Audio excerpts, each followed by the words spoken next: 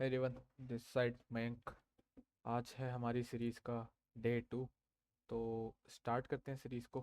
So last lecture में हमने देखा था डे 1 के में सिलेबस का इंट्रो देखा था। सिलेबस का इंट्रो एंड प्लस में हमने लैब सेटअप देखी थी। एमुलेटर सेटअप करा था जिसमें हमने एमुलेटर सेटअप एमुलेटर सेटअप किया था हमने। सो आज की क्लास में हम क्या करेंगे? आज की डे 2 के सीरीज़ में हम आज देखेंगे एंड्रॉयड का architecture. Android architecture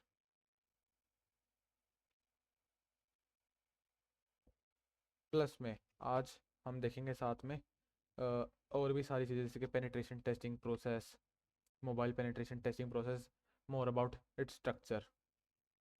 okay, so start करते हैं सीरीज से। पहले स्टार्ट करेंगे बेसिक चीज़ों से।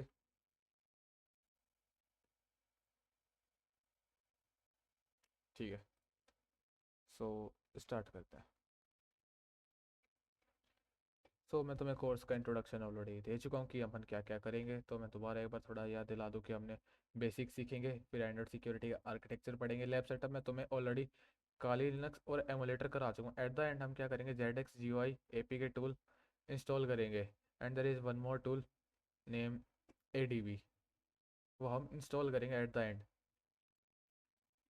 ये आने वाले सेशंस में जब सीख जाएंगे, जैसे जैसे हम आगे प्रोग्रेस करेंगे तब हमें आगे के और करेंगे। Got it? Dynamic analysis, static analysis, ये भी हम सीखेंगे अपकमिंग क्लासेस में। So stay tune. So start करते हैं अब। सिस्टम रिक्वायरमेंट में ऑलरेडी आपको बता चुका हूँ कि क्या सिस्टम रिक्वायरमेंट है। तो अब बात करते हैं पेनिट्रेशन टेस्टिंग प्रोसेस में। क्या प्रोसेस है पेनिट्रेशन टेस्टिंग की? तो फर्स्ट ऑफ ऑल हमारे पास आता है रिकॉग्निसेंस, आता है कि हम फर्स्ट ऑफ ऑल एप्लीकेशन के बारे में या किसी अदर चीज़ के बारे में कितनी इन्फॉर्मेशन गैदर कर सकते हैं। एंड यहाँ पर दो कैटेगरी है, एक तो है पैसिव, एक है पैसिव, देन दूसरी है हमारे पास एक्टिव।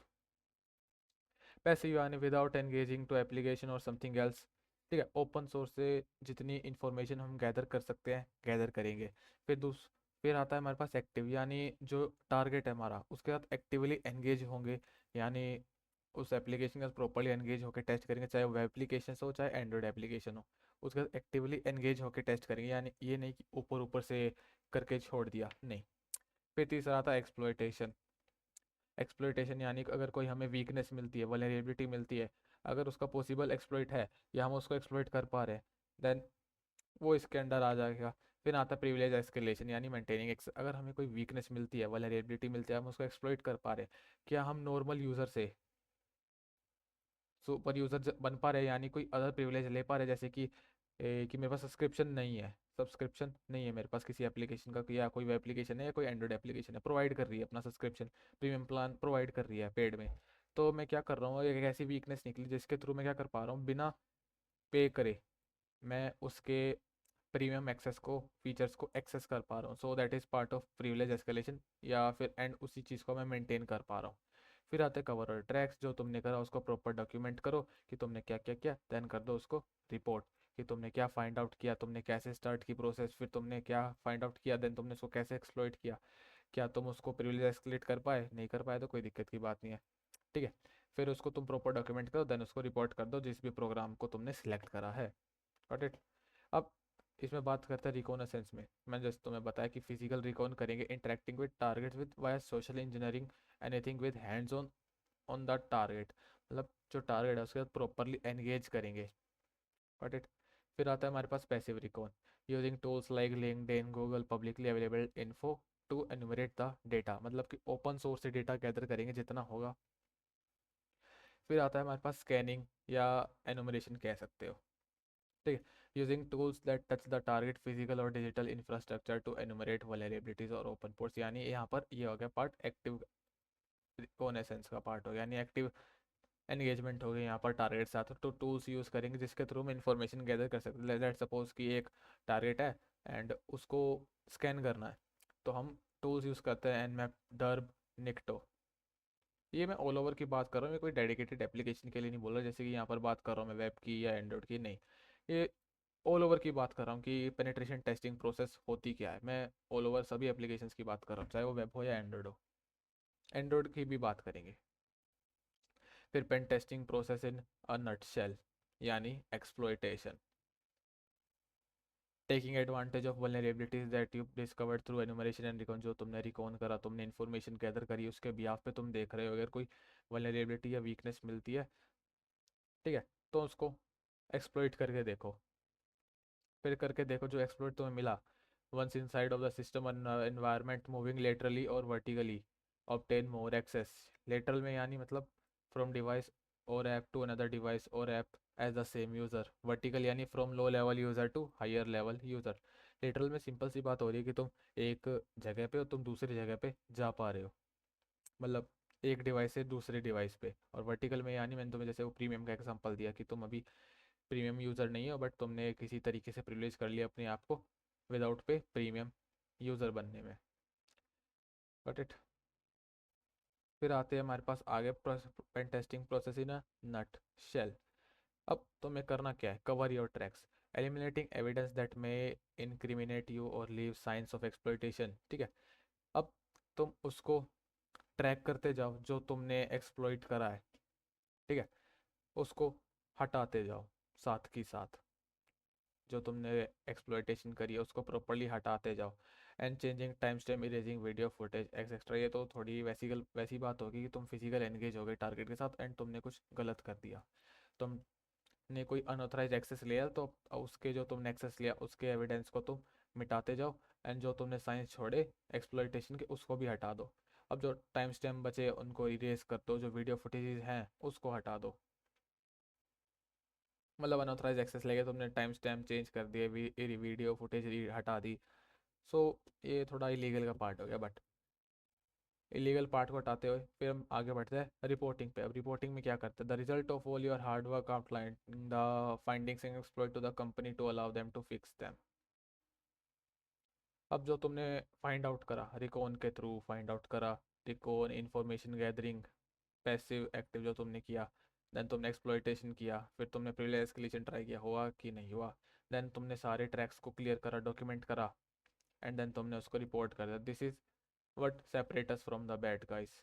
रिपोर्टिंग एक वही चीज़ है जो हमें इलीगल बनने पे से हटा देती है, क्योंकि हम कंपनी को रिपोर्ट कर रहे हैं उस इशू को जिसके थ्रू हमें पे भी मिल सकता है। Depend on the organization, organization पे डिपेंड करता है। अब बात करते हैं यहाँ पर mobile application penetration testing. Mobile की बात करते हैं, अब हमने ऑल ओवर की बात करी कि पेनिट्रेशन टेस्टिंग होती है। अब मोबाइल की बात करते हैं, एंड्रॉयड ऐप की बात करेंगे। एंड्रॉयड ऐप की बात करते हैं, ठीक है। अब पहला एंड्रॉयड ऐप में आता है रिकॉनेसेंस। रिकॉनेसेंस यानी कि तुम एप्लीकेशन के बारे में कितना कुछ गैदर कर सकते हो, जैसे कि रिकॉनेसेंस में एक्टिव एंड पैसिव यहाँ भी आते हैं, एक्टिव एंड पैसिव यहाँ भी इंक्लूड होते हैं, ठीक है। एक्टिव एंड पैसिव यहाँ भी इंक्लूड आता है। तो पैसिव में क्या करो, जैसे तुम एप्लीकेशन को देख रहे हो कितने प्लेटफॉर्म के लिए अवेलेबल है, कितने के नहीं है, तुम उसके रिव्यूज़ चेक कर रहे हो, ठीक है। रिव्यूज़ चेक कर रहे हो किस टाइप के रिव्यूज़ हैं, अच्छे हैं या बुरे, कितने टाइप की स्टार रेटिंग है, कौन से बग फिक्सेस की अपडेट आई, मतलब कि जो बग पैच हुए उनका अपडेट कब था लास्ट टाइम, ठीक है। तो ये सब नोटिस करना है। अगर कस्टमर रिव्यूज़ बेकार है तो तुम देख सकते हो किस जगह पे उन्होंने पॉइंट आउट करा है कि भाई तुम्हारे इस एप्लीकेशन में यहाँ पर दिक्कत आ रही है, जैसे एप्लीकेशन ग्लिच हो रहा है, ये विदाउट एनी नेटवर्क इशू, ये तुम्हारा एप्लीकेशन बार बार बंद हो रहा है या लोडिंग स्टेट में जा रहा है। तो ये हमारे लिए एक की पॉइंट बन जाता है, ये हमारे लिए एक फ़ायदा है। अगर रिव्यूज़ हम चेक कर रहे हैं पैसिव वे में या एप्लीकेशन के बारे में और इन्फॉर्मेशन गैदर कर रहे हैं पैसिव वे में। फिर आता है हमारे पास स्टैटिक एनालिसिस, यानी एप्लीकेशन का एंगेज होते हैं बट प्रॉपर तरीके से नहीं, मतलब एप्लीकेशन को ऊपर ऊपर से चेक करते हैं। एंड डायनामिक एनालिसिस में हम प्रॉपरली एप्लीकेशन का एंगेज होकर डीप टेस्टिंग करते हैं, देन उसको रिपोर्ट करते हैं अगर हमें कोई इशू मिलता है तो। अब रिकॉनेसेंस की बात करते हैं, हम क्या कर सकते हैं, finding information about the company, कि कंपनी कैसी है, क्या उनका प्रोडक्ट है, क्या वो करते हैं, all about that. And earning reports and press release often contain info about mobile apps. अगर कोई कंपनी अपना मोबाइल ऐप लॉन्च करती है, वो प्रेस कॉन्फ्रेंस रखती है, कोई रिपोर्ट्स वगैरह आर्टिकल पब्लिश करते हैं, तो उनको रीड आउट करना ज़रूरी होता है। क्या पता वो उसमें रिपोर्ट में लिख रहे हो या आर्टिकल में लिख रहे हो कि ये हमारे बग में, ये जो हमारा एप्लीकेशन है इसमें ये इश्यूज थे, ये पैच हो चुके हैं। अगर नहीं भी हुए होंगे तो वो हमारे लिए फ़ायदा है। क्या पता रिपोर्ट में तो बोल दिया कि वो एप्लीकेशन में पैच हो चुके, क्या पता वो बैकएंड से पैच हुए ही ना हो, हुआ ही ना हो, है ना। So that's the part. फिर आते हैं find the target app on the play store और एप्पल स्टोर। तुम देख सकते हो एप्लीकेशन जो तुम्हारा है क्या वो एंड्रॉयड और iOS दोनों पे अवेलेबल है, उनके रिव्यूज़ को रीड करो। रिव्यूज़ को देखो कि कस्टमर ने कैसे रिव्यूज़ दिया है। फिर दूसरा करो तुम एनोमरेट करो वो क्रिएटेड ऐप। अब हर कोई अलग अलग डेवलपर होता है हर एक एंड्रॉयड एप्लीकेशन का, तुम उसको एनोमरेट करो कितने वो एप्लीकेशन बनाता है, क्या उसके रिव्यूज़ हैं, जिसने बनाया एप्लीकेशन को। देखो कि वो कितने बग के आर्टिकल्स अगर पोस्ट करता हो तो आर्टिकल्स, या मीडियम पर कुछ भी अगर अपने एप्लीकेशंस के बारे में पोस्ट करता हो, ब्लॉग्स पोस्ट करता हो, तो तुम देख सकते हो कि क्या इश्यूज वो पोस्ट करता हो अपने एप्लीकेशन के बारे में। ठीक है, फिर तुम एनुमरेट कर सकते हो different app version and patch notes. तुम ऐप के वर्जन एंड पैच नोट्स को देख एनुमरेट कर सकते हो कि पहले क्या अपडेट था, अब कौन सा अपडेट है, पहले अपडेट्स में क्या इश्यूज थी जो अब के ऐप्स में नहीं है। सो वो हमें मदद कर सकता है। ऐप के वर्जन्स को तुम देख सकते हो कि पहले क्या वर्जन्स थे, कितने वर्जन्स अब तक आ चुके हैं। फिर enumerate the companies other app. अब जो कंपनी है, लेट्स से कि कंपनी है हमारे पास एडो डॉट एडुकेशन वाली एक प्ले स्टोर पे ऑर्गेनाइजेशन वो एप्लीकेशन बनाती है। अब ये देखो, अब जो एप्लीकेशंस है हमें इन स्कोप में दे दिया कि ये एप्लीकेशन हमारा, लेट से उबर हमारा एप्लीकेशन है। लेट मी शो यू, मैं तुम्हें दिखाता हूँ। उबर, उबर का एप्लीकेशन है। प्ले स्टोर पे चलते हैं। अब ये देखो तुम्हें दिखा रहा है उबर की एक एप्लीकेशन है। Got it. अब तुम इसको क्या कर सकते हो, तुम यहाँ पर जाके इसमें तुम इसके और एप्लीकेशंस को एक्सप्लोर कर सकते हो, क्या पता वो इशू इसमें ना होकर इनमें मिल जाए। ठीक है, सेम यही चीज़ तुम क्या कर सकते हो iOS के साथ कर सकते हो। तुम देख सकते हो यहाँ पर कि डेवलपर की info flag as an appropriate, तुम इसके रिव्यूज़ रीड कर सकते हो। लेट्स से कि अगर इस पे जाते हैं, तुम देख सकते हो यहाँ पर ये एप्लीकेशन के बारे में देखो। लास्ट अपडेट यहाँ पर 29 सितंबर 2025 को दिया था, सेफ्टी गार्ड वगैरह था। तुम देख सकते हो उसने यहाँ पर कैसे रिव्यू कर सकते हो। Apart from paying double the trip worth, ये तो कोई यहाँ पर एक इशू इसने मार्क कर रखी है। अब इसका कोई पैच हुआ हुआ या नहीं, देखो 26 सितंबर की है ये। अब ये देखो यहाँ पर इन्होंने बहुत सारी इश्यूज पोस्ट कर रखे हैं। अब ऐसे रिव्यूज तुम अगर चेक करोगे, दैट माइट हेल्प यू, तुम्हें मदद कर सकता है उस बग को फाइंड आउट करने में। ज़्यादा टाइम भी नहीं लगेगा उस इशू को फाइंड आउट करने में। अब सी ऑल रिव्यूज़ करता हूँ। देखो यहाँ पर हर एक ने बैड रिव्यूज़ दे रखे, इट मीन्स कुछ ना कुछ तो इशू है एप्लीकेशन में। अब व्हाट्स न्यू, इन्होंने अपडेट करे होंगे इस पैच बग्स को। अब तुम देख सकते हो इसने यहाँ पर एप्लीकेशन है, इसने डेवलपर के बारे में खोला था, आई थिंक मैंने खोला ही नहीं। अब तुम इसके और एप्लीकेशंस को एक्सप्लोर कर सकते हो, जैसे कि की है उबर ईट्स, उबर फ्लीट, तुम इस पर जा सकते हो, तुम इसके रिव्यूज़ देख सकते हो। देखो इसके भी रिव्यूज़ बेकार ही हैं। सो ऐसे तुम चेक कर सकते हो रिव्यूज़ को। ठीक है, क्या वो उनका अपडेट कब था लास्ट टाइम, तो क्या वो पोस्ट करते हैं अपने एप्लीकेशंस के बारे में। So go and check out that, उसको जाके देखो। अब ये स्टैटिक एनालिसिस क्या होता है, ठीक है, ये सब बाद का पार्ट है, ये अभी हम नहीं सीखेंगे। चलो मैं वैसे बता देता हूँ ऊपर ऊपर से। अब स्टैटिक एनालिसिस में होता क्या है, अभी ज़्यादा डीप में करेंगे नहीं, ये स्टार्टिंग का पार्ट है। ठीक है, स्टैटिक एनालिसिस में क्या करता है, reading the application code via manual और automatic tools to assess the security. हम मैनुअल और ऑटोमेटिक टूल्स यूज़ करते हैं सिक्योरिटी असेसमेंट के लिए, जैसे कि looking for hard coded string, security misconfiguration और additional target extracted from the app. यानी सिंपल, सोर्स कोड खोला एप्लीकेशन को, उसमें हम ढूंढने लगे कि कोई हार्ड कोड स्ट्रिंग में एडमिन पासवर्ड है, कोई यूजर नेम पासवर्ड है, कोई सिक्योरिटी मिसकॉन्फ़िगरेशन है वगैरह। अब static analysis will sometimes results in pen testing process being triggered, especially additional enumeration और fingerprinting। find a URL मिल गया तुम्हें एप्लीकेशन में, तुमने उसको रिकॉन करा, एनुमरेट करा और तुम्हें उसका एक्सप्लॉइट मिल गया एप्लीकेशन में जो यूज़ हो रहा था। API कीज मिल गई, API गेटवेज पाथ मिल गए तुम्हें मोबाइल ऐप के अंदर, ईमेल और यूज़र नेम मिल गए। ठीक है, स्टोरेज बकेट्स मिल गई एप्लीकेशन के अंदर। सो तुम ये सब देख सकते हो। स्टैटिक एनालिसिस तुम क्या क्या फाइंड आउट करते हो, लोकल स्टोरेज फाइंड आउट कर सकते हो, स्टोरेज बकेट्स, ठीक है, Firebase URLs, API URLs, URLs find out कर सकते हो, SQL statement, SQL databases, variables find out कर सकते हो। ये सब तुम फाइंड आउट कर सकते हो स्टैटिक एनालिसिस से। अब बात रहे डायनामिक की, running application manipulating it, intercept करते हैं उसके रिक्वेस्ट एंड रिस्पॉन्स को, उसको डंपिंग करते हैं memory application to check for securely insecure stored secrets, मतलब प्रॉपर एप्लीकेशन के साथ एंगेज होकर डीप टेस्टिंग करते हैं। इसको अगर अभी नहीं भी करा कोई दिक्कत की बात नहीं है, ठीक है। देखो मैंने कहा था डायनामिक एनालिसिस में वेब एप्लीकेशन का आना जरूरी है, क्योंकि ये टेस्ट हम कर सकते हैं सीक्वल इंजेक्शन के लिए, ऑथराइजेशन ऑथेंटिकेशन, ठीक है। तो हम टेस्ट करेंगे, फिर इसको रिपोर्ट करते हैं। ऑफन कंटेन्स एग्जीक्यूटिव समरी, हम प्रॉपर उसको डॉक्यूमेंट करते हैं कि हमने क्या फॉलो किया, क्या स्टेप्स फॉलो किए, फिर उसका इम्पैक्ट प्रोवाइड करेंगे उन ऑर्गेनाइजेशन को। Then remember the positive security implementation, at the end हमें मेंशन करना है कि सिक्योरिटी इम्प्लीमेंटेशन तुम क्या लगा सकते हो, ठीक है। समझ गए इतना? अगर नहीं भी समझे हो, किसी चीज़ में डाउट हो तो कमेंट कर दे ना। अब बात करते हैं एंड्रॉयड बेसिक्स के बारे में, architecture and how apps run. First बात करते हैं यहाँ पर फाइल सिस्टम की। यहाँ पर फाइल सिस्टम तुम देख सकते हो। अब एप्लीकेशन के अंदर हर एक का फाइल सिस्टम होता है। लेट्स से एक फाइल है, अब उसके अंदर उनकी परमिशंस होती है, read write executable and denied, ठीक है। एग्जीक्यूट यानी वो रन हो सकता है, राइट यानी उसमें परमिशंस में अगर लेके उसमें कुछ भी लिखा जा सकता है, रीड यानी वो सिर्फ रीडेबल फॉर्मेट है। अगर किसी के पास तीनों परमिशंस है, सो एप्लीकेशन प्रॉपर रन करता है एंड उसका सारी परमिशंस हैं। अभी ये बता दूंगा मैं जितना है एंड्रॉयड आर्किटेक्चर के बारे में ये है, एंड देन हम क्या करेंगे,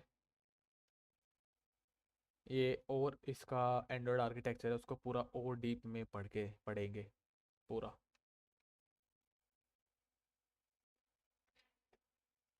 अब स्टार्ट करते हैं एंड्रॉयड के बेसिक से। अब डेलविक versus Android run time, I think ये अभी बताने का नहीं है, सो ये भी तुम्हें समझ नहीं आएगा, ये कंफ्यूज कर देगा, so let's skip for now. इसको स्किप कर देते हैं फॉर अ वाइल, इसको हटा देते हैं, क्योंकि अभी ये तुम्हें कंफ्यूज कर देगा जो इसमें लिखे हुए हैं। अब सिर्फ बात करते हैं एंड्रॉयड के आर्किटेक्चर की, कि एंड्रॉयड का क्या डिज़ाइन है, उसका सिक्योरिटी डिज़ाइन कैसा है एंड उसका आर्किटेक्चर क्या है, ठीक है। सो फर्स्ट ऑफ ऑल बात करते हैं एंड्रॉयड का आर्किटेक्चर ये है।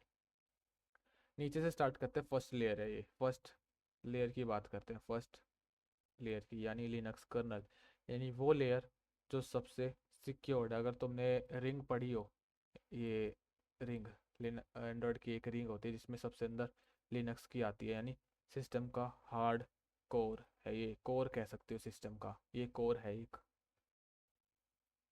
लिनक्स कर्नल सिस्टम का कोर है जो सब कुछ कंट्रोल करता है। देन उसके ऊपर एक लेयर आती है नेटिव डेमन्स की या नेटिव लाइब्रेरीज की कह सकते हैं, यानी लाइब्रेरीज आती है यहाँ पर सिस्टम की जो लिनक्स कर्नल के जस्ट ऊपर है। फिर डेलविक एंड्रॉयड रन टाइम आता है, देन सिस्टम की कुछ सर्विसेज आती हैं इस पे। देन यहाँ पर इन्हीं के साथ में एंड्रॉयड फ्रेमवर्क आते हैं, लाइब्रेरीज आती हैं उसकी। देन यहाँ पर आता है एंड्रॉयड के रन टाइम, जावा के रन टाइम लाइब्रेरीज। देन यहाँ पर सिस्टम ऐप्स आती है। देन आता है हमारा यूज़र इंस्टॉल्ड, यानी एक पूरा स्ट्रक्चर है जो तुम अपने एक फ़ोन पर देखते हो, यानी जो ये तुम्हारा फ़ोन है, ये जो तुम्हारा फ़ोन है ये इसके ऊपर रन होता है, यानी ये एक स्ट्रक्चर है तुम्हारे फ़ोन का जो तुम देख नहीं सकते। ये जो एप्लीकेशंस है उनके पीछे क्या प्रोसेस होती है, कैसे वो चलते हैं, ठीक है। तो ये पूरा एक स्ट्रक्चर है। तो बात करते हैं लिनक्स कर्नल से, फर्स्ट लेयर से स्टार्ट करते हैं जिसमें हमने कुछ कुछ मेंशन कर रखा है नीचे। तो लिनक्स का कर्नल पढ़ते हैं एंड्रॉयड आर्किटेक्चर। अब तुम्हें पता ही होगा जो एंड्रॉयड होते हैं, ठीक है। तो अब बात करते हैं यहाँ पर, just think for a moment, the Android phone जो तुम्हारे हाथ में जो फ़ोन है उसकी फाउंडेशन क्या है, उसकी फाउंडेशन क्या है, take a time and guess it, ठीक है। उसकी फाउंडेशन क्या है, यानी जो तुम्हारे हाथ में फ़ोन है वो किस चीज़ के ऊपर बना हुआ है, ठीक है। तो वो है हमारा लिनक्स कर्नल, जो हमारा है लिनक्स कर्नल। अब फाउंडेशन ऑफ एंड्रॉयड सिस्टम हम पढ़ते हैं कि उसका उसकी नींव क्या है, एंड्रॉयड एप्लीकेशन की किस बेस के ऊपर बना हुआ है। अब the core of Android is built on top powerful operating system called Linux kernel. अब यहाँ पर नाम में ही लिनक्स आता है, तुम्हारे दिमाग में आ जाएगा जैसे कि काली लिनक्स, डेबियन, फेडोरा, यानी लिनक्स के डिस्ट्रीब्यूशन दिमाग में आ जाएंगे तुम्हारे। But the Linux kernel that Android uses isn't actually exactly the same as the one you find in typical Linux distribution like ubuntu और debian। जैसे तुम देखते हो काली लिनक्स में, या कह सकते हैं पैरट में ubuntu में जो तुम्हें इंटरफेस दिखता है उससे एक कई गुना हटके ये हमारा एंड्रॉयड का लिनक्स कर्नल है, एंड्रॉयड का लिनक्स कर्नल है, यानी उससे हटके एक अलग चीज़ है। अब the Android has customized the Linux kernel to suit its own need and these custom modification are specially important from a security perspective. अब जो लिनक्स के डिस्ट्रीब्यूशन है, अब उसको अगर हम एंड्रॉयड में यूज़ करेंगे तो उसमें बहुत सारे इश्यूज़ हैं, ठीक है। हर एक इश्यूज़ हम नहीं पैच कर पाएंगे एंड्रॉयड को चलाने में, उसमें हर एक की दिक्कत आएगी। तो हमने क्या करा है, लिनक्स कर्नल को स्क्रैच से बिल्ड करा है, यानी जो हमारा एंड्रॉयड का लिनक्स कर्नल है, एंड्रॉयड का लिनक्स कर्नल है वो एकदम स्क्रैच से बिल्ड है, मतलब कि एक नया लिनक्स कर्नल। लिनक्स का यूजेज है थोड़ा बहुत, उसके लाइब्रेरीज यूज है, बट उससे हटके एक चीज़ बना रखी है। अब यहाँ पर आगे पढ़ते हैं। When it comes to documentation the standard Linux kernel is very well documented and widely understood but the Android version of the Linux kernel is slightly different and more specialized। अगर तुम लिनक्स कर्नल देखोगे जो online available है free open source, तुम उसकी documentation देखो कि easy to understand है, बट जो एंड्रॉयड का है वो बहुत कॉम्प्लेक्स है। तुम यहाँ से देखकर ही समझ गए होगे कि कैसी उसकी स्ट्रक्चर होगी। अब बात करते हैं पहली लेयर की, यानी लिनक्स कर्नल। ठीक है, अब बात करते हैं हमारे यहाँ लिनक्स कर्नल की। अब why Android needed a architecture, पहला क्वेश्चन यही आ जाना चाहिए कि भाई जो हमारा फ़ोन है उसको आर्किटेक्चर या डिज़ाइन की क्यों ज़रूरत पड़ती है। पहला आता है हमारा power constants. One of the biggest challenges in mobile devices power consumption. सबसे पहली प्रॉब्लम हमारे मोबाइल डिवाइस में है कि वो पावर कंजप्शन करता है, क्योंकि मोबाइल डिवाइस हमारा कभी बंद होता ही नहीं है, वो हमेशा पावर ऑफ कर दोगे तुम यहाँ से, शायद से तुम बटन भी दबा दो पावर ऑफ वाला, वो तब भी बैकएंड में चलता रहता है। That's the issue, power constant की वो पावर कंजप्शन उसकी कभी रुकती ही नहीं है। अगर तुम लैपटॉप की बात करो, तुम उसको चार्जिंग पे लगा के दिन भर यूज़ कर सकते हो, बट तुम एंड्रॉयड को यूज़ नहीं कर सकते क्योंकि उसकी एक लिमिट है एंड्रॉयड की। तुम्हें काम करना है लैपटॉप कंप्यूटर में, तुम उसको यूज़ कर सकते हो दिन भर, कोई दिक्कत की बात नहीं चार्जिंग पे लगा के भी। बट एंड्रॉयड के साथ ऐसा नहीं है, उसकी बैटरी ख़राब हो जाएगी, उसकी बैटरी की भी एक लिमिट है। ठीक है, यही मैंने तुम्हें अभी जस्ट बताया। अब बात करते हैं Android introduce several mechanisms to optimize power usage. अब इस इशू को सॉल्व करने के लिए एंड्रॉयड ने बहुत सारे सॉल्यूशंस दिए। पहला पहला उन्होंने मैकेनिज्म यूज़ करा वेक लॉक, फिर दूसरा डोज मोड, एंड तीसरा जॉब शेड्यूलर, या वह कह सकते हो तुम वर्क मैनेजर। पहला आता है हमारे पास prevent the CPU from staying awake unnecessarily when the screen is off or the device is idle। यानी तुम डिवाइस को यूज़ नहीं कर रहे, कुछ काम नहीं है तुम्हारा, ठीक है, तो बैटरी को बचाने के लिए, यानी अगर तुम आज के मोबाइल डिवाइसेस देखोगे उनकी बैटरी ऑप्टिमाइज बहुत अच्छे से होती है, तुम यूज़ नहीं कर रहे तुम्हारी बैटरी ऑलमोस्ट उतनी की उतनी ही रहती है, कुछ परसेंट का बदलाव आता है, बस कुछ एक परसेंट घटती है, बट पूरी नहीं घटती। पहले के जो डिवाइसेस थे उनमें ये इशू थी कि थोड़ी देर चलाया बैटरी डाउन होगी इसको चार्ज करो, बट नहीं, आज के डिवाइसेस की बात करें उनमें ये मैकेनिज्म प्री इंस्टॉल्ड आता है। अब जो तुम्हारे मोबाइल का CPU है, अब वो उसको अगर काम नहीं है तो उसको बैटरी कंजप्शन से रोका जाए, यानी उसका बैटरी कंजप्शन रोक के जितनी भी फालतू प्रोसेसेस अगर बैकएंड में चल रही है उन सबको बंद करके जो इनिशियल है, जो एसेंशियल सर्विसेज है फ़ोन में, बस उनको पावर दी जाए, बस बाकी सब बंद कर दिया जाए। अगर स्क्रीन बंद भी है तब भी पावर कंजप्शन को कंट्रोल किया जाए, या आइडल पड़ा है हमारा फ़ोन यानी उसका यूज़ ही नहीं है। फिर दूसरा आता है हमारे पास doze mode, limits background activity when the device is idle for longer period preserving battery life, यानी बैकग्राउंड यूसेज को बंद कर दिया जाता है। आज के मोबाइल डिवाइसेस की बात करें तो जो बैकएंड में प्रोसेसेस चलती हैं एप्लीकेशंस की या सिस्टम की जो सर्विसेज होती है, अगर उनका कुछ काम नहीं है तो उनको इस्तेमाल ना करें, फिर बैटरी इससे प्रिजर्व की जा सकती है। जो हमारी बैटरी वो बचती है, उसका यूज़ कम होता है, तो उस फ़ोन को हम ज़्यादा टाइम तक यूज़ करते हैं। फिर तीसरा मैकेनिज्म यहाँ पर अप्लाई किया गया जॉब शेड्यूलर, या कह सकते हो वर्क मैनेजर, यानी efficiently queue and manage background task to avoid battery drain. यानी मैंने जस्ट तुम्हें बताया जो इनिशियल है सिस्टम के लिए, जो एंड्रॉयड को चलाने के लिए कुछ इनिशियल सर्विसेज हैं, बस उन्हीं को पावर दी जाए, बाकी सारे बैकग्राउंड टास्क को अवॉइड कर दिया जाए, जिससे हमारी बैटरी ड्रेन अवॉइड होती है। आई थिंक तुम्हें इतना समझ में आ गया होगा कि पावर कंस्ट्रेंट क्या होता है। इस अब इससे होता क्या है, real time performance is must, यानी android architecture is designed with performance as a top priority, यानी जो तुम यूज़ कर रहे हो, इंटरफेस जो तुम्हें मिल रहा है, उसके ऊपर परफॉर्मेंस टॉप नॉच आनी चाहिए, उसकी टॉप प्रायोरिटी परफॉर्मेंस है, specially to the deliver a smooth responsive user experience. ठीक है, यानी तुम एप्लीकेशन चला रहे हो, स्क्रॉल कर रहे हो, अप डाउन कर रहे हो, कुछ भी कर रहे हो, तुम्हें प्रॉपर एकदम स्मूथ एक्सपीरियंस मिलना चाहिए, यानी किसी चीज़ में दिक्कत नहीं आनी चाहिए, प्रॉपर एकदम स्मूथ एक्सपीरियंस कि यूज़र को मज़ा आ जाए फ़ोन चला के। वो फर्स्ट प्रायोरिटी है डिलीवर करने के लिए। फिर आता है सिक्योरिटी, नो कॉम्प्रोमाइज़ अलाउड, यानी कोई भी गलती अफोर्ड नहीं कर सकते। यानी आज की बात करें, आवर स्मार्टफोन कैरी एवरीथिंग, यानी हमारे स्मार्टफोन में हर कोई चीज़ है, यानी बैंकिंग ऐप्स कह लो, पर्सनल फोटोज़ कह लो, health record, chats and many more, यानी तुम्हारे फ़ोन में हर एक चीज़ है। यानी आज के टाइम पर अगर फ़ोन ना हो तुम्हारे पास तो तुम्हें इशू हो सकता है। मैं नहीं कह रहा कि अगर नहीं है तो तुम काम नहीं कर सकते, बट जो यूज़ करता है डेली बेसिस पे फ़ोन, अगर उसके पास ना हो, वो क्योंकि हर एक चीज़ वो अपने फ़ोन में लेके चलता है, चाहे बैंकिंग के फ़ोन पे यूपीआई ऐप्स हो, चाहे उसके फ़ोटोज़ हो, चाहे उसके बिजनेस से रिलेटेड कोई टास्क हो, या उसके हेल्थ रिकॉर्ड्स हो, या उसके व्हाट्सअप चैट्स या टेलीग्राम वो यूज़ करता हो, तो डेली बेसिस पे रिक्वायर है, तो अब उस पर सिक्योरिटी कॉम्प्रोमाइज़ नहीं होनी चाहिए, तो सिक्योरिटी को प्रॉपर यूज़ किया जाएगा। Even a single breach can be a life changing. That's why Android is designed with a multi-layered security from the ground. अब तुम देख सकते हो इसका स्ट्रक्चर कैसा है यहाँ पर एंड्रॉयड का, कि उसकी सिक्योरिटी कैसे लगी होगी, कि जो एप्लीकेशंस है, अब तुम्हारे मन में क्वेश्चन तो आया होगा कि हमारे फ़ोन में इतने सारे एप्लीकेशन, व्हाट्सअप है, एंड इंस्टाग्राम है, टेलीग्राम है, स्नैपचैट है, यूट्यूब है, वो एक दूसरे का डेटा एक्सेस क्यों नहीं कर पाते? वही एक रीज़न है। एंड्रॉयड एक मल्टी लेयर्ड सिक्योरिटी मॉडल है, उसको स्क्रैच से बनाया ऐसे कि प्रॉपर सिक्योरिटी इंप्लीमेंट करी जाए हर एक ऐप पे। अब जो एंड्रॉयड है ना, एक रूल फॉलो करता है, स्ट्रिक्ट रूल, यानी सैंडबॉक्स मॉडल एक फॉलो करता है। अब तुमने देखा होगी वर्चुअलाइजेशन तुम यूज़ करते हो, वर्चुअलाइजेशन क्या है, एक सैंडबॉक्स एनवायरनमेंट है, यानी तुम उसमें कुछ करो, तुम्हारे एक्चुअल चीज़ पे वो फ़र्क नहीं डालता। अब यही चीज़ यहाँ पर अप्लाई की गई, यानी what if one application could freely access others application data without any permission, यानी जो एप्लीकेशन हमारा इंस्टाग्राम है, क्या वो बिना परमिशन के व्हाट्सएप का डेटा एक्सेस कर सकता है, या व्हाट्सएप बिना परमिशन के यूट्यूब का डेटा एक्सेस कर सकता है? अब इसी चीज़ को रखते हुए यहाँ पर एक सैंडबॉक्स मॉडल इंप्लीमेंट किया गया, यानी जो हर एक एप्लीकेशन है वो एक आइसोलेटेड इन्वायरमेंट में चलता है, उसका एक कंट्रोल इन्वायरमेंट है। That's why Android follows strict model like unique Linux ID पर एप्लीकेशन, हर एक की खुद की यूनिक आइडेंटिटी फाइल सिस्टम है।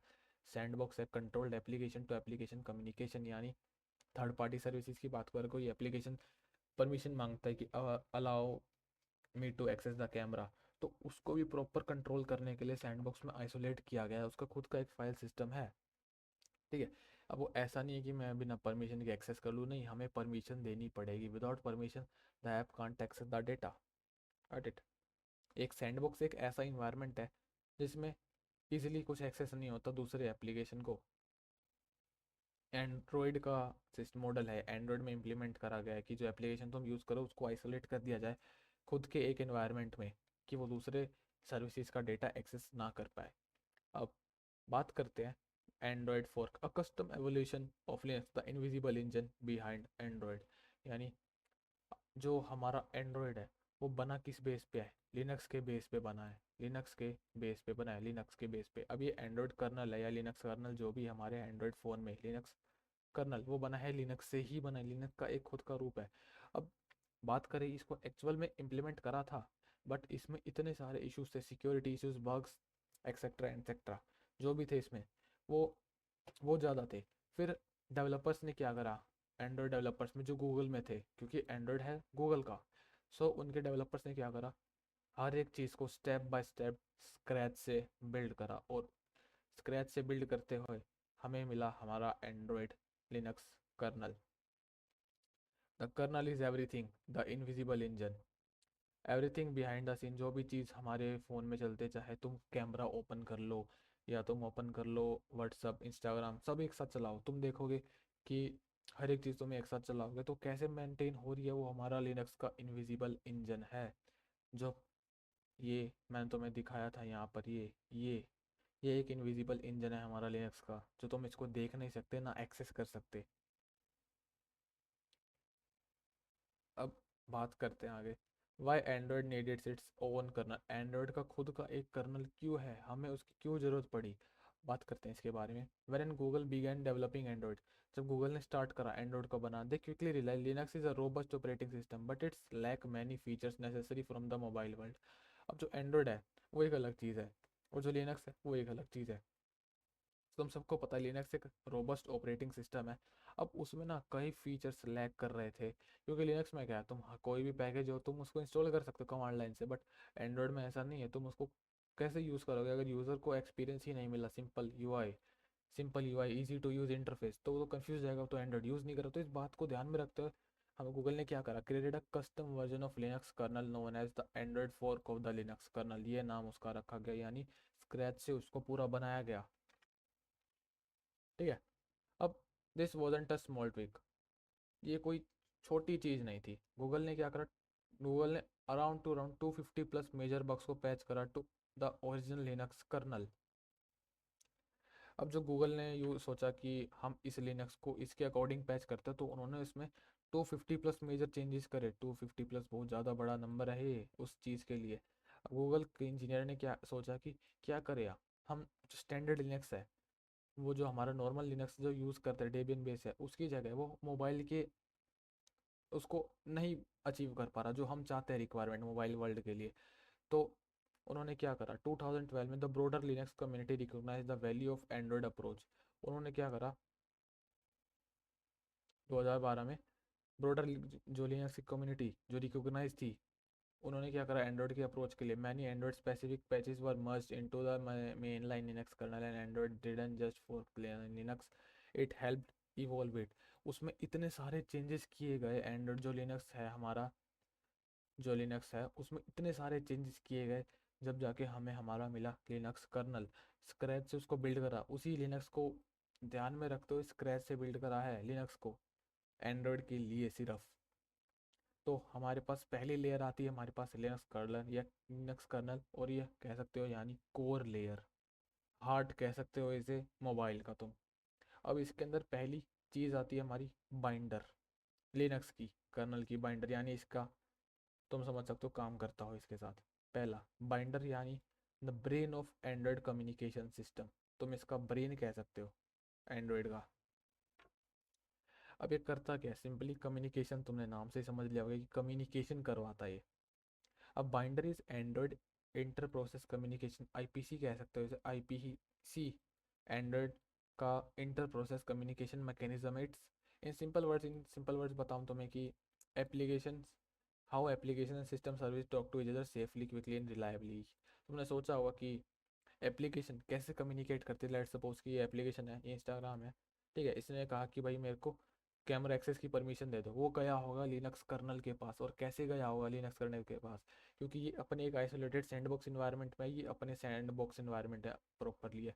तो यहाँ पर आता है हमारा आईपीसी, यानी जो कम्युनिकेशन मैकेनिज्म है, ये प्रॉपर कम्युनिकेशन कराता है, क्योंकि जो एप्लीकेशन है वो एक्सेस अ कॉन्टैक्ट और लॉन्च द कैमरा। देखो when you open A application और एक्सेस अ कॉन्टैक्ट और launch a camera, your application needs help from the system. जो एप्लीकेशन जो तुम रन करे उसको सिस्टम से हेल्प चाहिए होती है, but your application can't directly touch system services. जो एप्लीकेशन है तुम सिस्टम की सर्विसेज को टच नहीं कर सकते डायरेक्टली, जैसे विंडोज़ की है, तुम उसको ओपन कर लो बेशक, बट तुम उसमें कुछ चेंजेस करोगे पॉसिबल नहीं है। उस सिस्टम की सर्विसेज है, लाइक अगर मैं फ़ोन की बात करूँ, activity manager, package manager system के पैकेजेस को मैनेज कर रहा है, ठीक है, because it would be unsafe and dangerous, बहुत खतरनाक चीज़ है एंड्रॉयड के लिए, और ये अनसेफ तरीका है। बट यहाँ पर एक मैकेनिज्म ऐड ऑन किया गया जिसका नाम है बाइंडर।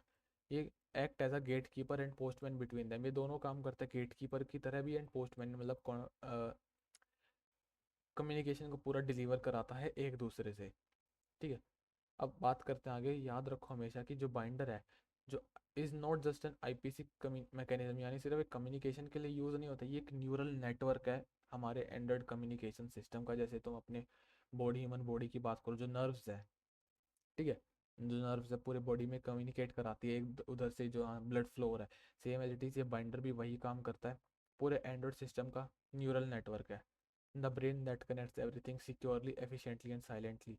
ये वो ब्रेन है जो securely, reliably and efficiently system के साथ एक दूसरे एप्लीकेशन के साथ कम्युनिकेट कराता है। पूरे सिस्टम की मैं बात कर रहा हूँ, पर्टिकुलर सर्विसेज की बात नहीं कर रहा मैं। फिर आता है हमारे पास लिनक्स कर्नल में दूसरा पैकेज, यानी ऐश मैम, ऐश मीम कह सकते हो। इसका फुल फॉर्म है anonymous shared memory subsystem. अब ये क्या है? Anonymous shared memory subsystem was a new addition to Android Linux kernel. ये एक नया एडिशन था लिनक्स कर्नल में। It design specially for mobile devices, सिर्फ मोबाइल डिवाइसेस के लिए ही डिज़ाइन किया गया था। It is a shared memory mechanism, नाम से पता चलेगा, shared memory mechanism which allows application system components to temporary share common memory area. तो सिस्टम की मेमोरी है वो टेम्परेली टाइम के लिए एक दूसरे के साथ एक्सचेंज कर सकते हैं जब उनको ज़रूरत हो। ठीक है, तो ये मैकेनिज्म ऐड ऑन किया जो बहुत हेल्पफुल रहा। Technically anonymous shared memory system subsystem is a file based reference counted shared memory interface. File based है, reference counted shared memory interface है। फाइल बेस्ड यानी एक फाइल बेस्ड हो गया, and reference counted shared memory interface. पहला file based की बात करते हैं। You get a file descriptor to use memory region. इसका खुद का एक फाइल डिस्क्रिप्टर है। अगर मैं तुम्हें फाइल डिस्क्रिप्टर बताऊं होता क्या है? फाइल डिस्क्रिप्टर,